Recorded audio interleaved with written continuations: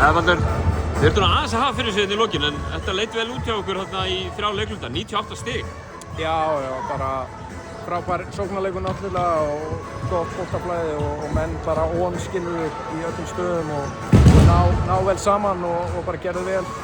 Þannig að bara mjög ánægður með það. Þeir eru svona að setja saman liðið, það virðist vera svona púsla ykkur saman á fyrirhluta tímabilsins. Þetta virðist vera að koma heim og saman núna, þeir eru komin 7 í röð í deildinni. Lítur að vera nokkuð ánægð með ganginn í liðinu eins og staðan er núna.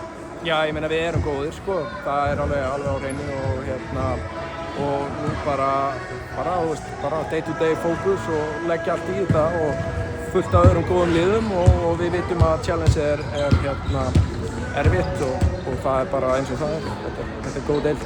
Þið náðu að gera þetta fyrir að koma út sem sigurvegari í úrslitakeppninni. Hvað eru svona næstu mánuðir náttúrulega bara krúsjál, hvernig þið farið inn í þetta, hvað er mikilvægt núna í næstu umferðum og leikum?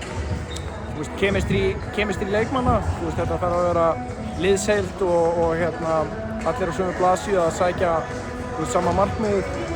Það þarf að vera góður varnarleikur og menn nái að executa þar og gera eitthvað sem er óþægilegt. Ég meina, svo er þetta bara sjálfstraust og ná saman og hitt í markið og allt þetta, skilur við. Það haldast heilir og það er allt sem bara, þarf að kikka og tilbúin að díla við mótlæti og styrkjast í mótlæti, ekki vera lítill og allt þetta. Þetta er bara samantökan alltaf.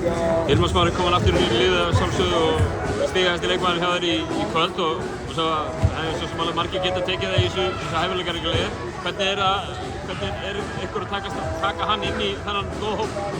Það gengur vel sko, hann alltaf veit alveg hvað, hann er bara góður, skilur, þetta bara gengur vel. Það er eiginlega ekkert annað að segja um það. Kæra þakkir Baldur og gangi ykkur vel. Takk.